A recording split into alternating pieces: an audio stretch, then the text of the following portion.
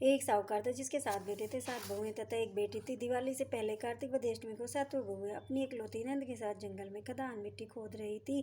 वहीं शाहू की मान थी। मिट्टी खोदते समय ननद के हाथ से सही का बच्चा मर गया। शाहू माता बोली कि मैं तेरी कोख बांधूंगी। तब ननद अपनी सातों भाभियों से बोली कि मैं तुमसे मेरे बदले अपनी कोख बंधवा लो। सब भाभियों ने अपनी कोख बंधवाने से इनकार कर दिया, परंतु छोटी भाभी सोचने लगी, यदि मैं कोख नहीं बंधवाऊंगी तो सासू जी नाराज होंगी। ऐसा विचार कर नंद के बदले में छोटी भाभी ने अपनी कोख बंधवा ली। इसके बाद जब उससे जो लड़का होता तो वो 7 दिन बाद ही मर जाता। एक दिन उसने पंडित को बुलाकर पूछा, मेरी संतान 7वें दिन क्यों मर जाती है? पंडित ने कहा कि तुम सुराही गाय की पूजा करो। सुराही गाय स्याऊ माता की भाईली है, वह तेरी कोख छोड़ तथा तेरा बच्चा जिएगा। इसके बाद से वह बहू प्रातःकाल उठकर चुपचाप सुराही गाय की नीचे सफाई आदि कर जाती। गौ माता बोली, आजकल कौन मेरी सेवा कर रहा है, सो आज देखूंगी। गौ माता खूब तड़के उठी और क्या देखती है कि एक साहूकार के बेटे की बहू उसके नीचे सफाई आदि कर रही है। गौ माता उससे बोली, मैं तेरी सेवा से प्रसन्न हूँ, इच्छा अनुसार जो चाहे वो मांग ले। तब साहूकार की बहू बोली, शाहू माता तुम्हारी भाईली है, उससे मेरी कोख बांध रखी है, सो मेरी को खुलवा दो। गौ माता ने कहा, अच्छा। तो गौ माता समुद्र पार अपनी भाईली के पास उसे लेकर चली। रास्ते में कड़ी धूप थी। वे दोनों एक पेड़ के नीचे बैठ गई। थोड़ी देर में एक सांप आया और उसी पेड़ पर गरुड़ पंखड़ी का बच्चा था। सांप उसको डसने लगा। तब साहूकार की बहू ने सांप मारकर ढाल के नीचे दबा दिया और बच्चों को बचा लिया। थोड़ी देर में गरुड़ पंखनी आई तो वहाँ खून पड़ा देखकर साहूकार की बहू के चोंच मारने लगी। तब साहूकारनी बोली कि मैंने तेरे बच्चों को नहीं मारा, बल्कि सांप तेरे बच्चों को डसने को आया था, तो मैंने तो उससे तेरे बच्चों की रक्षा की है।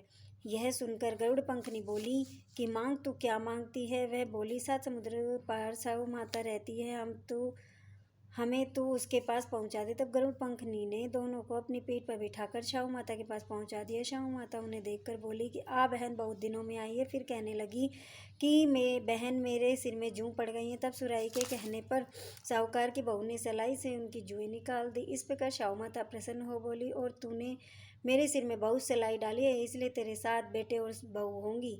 वह बोली, मेरे तो एक भी बेटा नहीं है, 7 बेटे कहाँ से होंगे? शाहू माता बोली, वचन दिया है, वचन से फिरूंगी नहीं तो धोबी के कुंड पर कंकरी हूँ।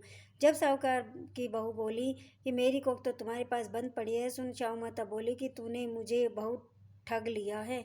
मैं तेरी कोख खोलती हूँ नहीं, परंतु अब खोलनी पड़ेगी। मतलब मैं तेरी कोख नहीं खोलती, लेकिन अब खोलनी पड़ेगी। जा, तेरे घर तुझे 7 बेटे और 7 बहुएं मिलेंगी। तू जाकर उजमन करियो, 7 अहोई बनाकर 7 कढ़ाई करियो। वह लौट कर घर आई तो देखा 7 बेटे 7 बहुएं बैठे हैं। वह खुश हो गई। उसने 7 अहोई बनाई, 7 उजमन किए तथा 7 कढ़ाई की। रात्रि के समय जेठानियाँ आपस में कहने लगी कि जल्दी जल्दी नहाकर पूजा कर लो। कई छोटी बच्चों को याद करके रोने लगी। थोड़ी देर में उन्होंने अपने बच्चों से कहा, अपनी चाची के घर जाकर देखो जाओ कि आज वह अभी तक रोई क्यों नहीं है। बच्चों ने जाकर कहा कि चाची तो खूब मांड रही है, खूब उजमन हो रहा है। यह सुनते ही जेठानियाँ दौड़ी दौड़ी उसके घर गई। जाकर कहने लगी तूने कोख कैसे छुड़वाई? वह बोली, तुमने तो कोख बंधवाई नहीं, तो मैंने कोख बंधवा ली थी। अब शाहू माता ने कृपा करके मेरी कोख खोल दी है। शाहू माता ने जिस प्रकार उस साहूकार की बहू की कोख खोली, उसी प्रकार हमारी भी कोख खोलना। कहने वाले तथा सुनने वालों की तथा सब परिवार की कोख खुल जाए।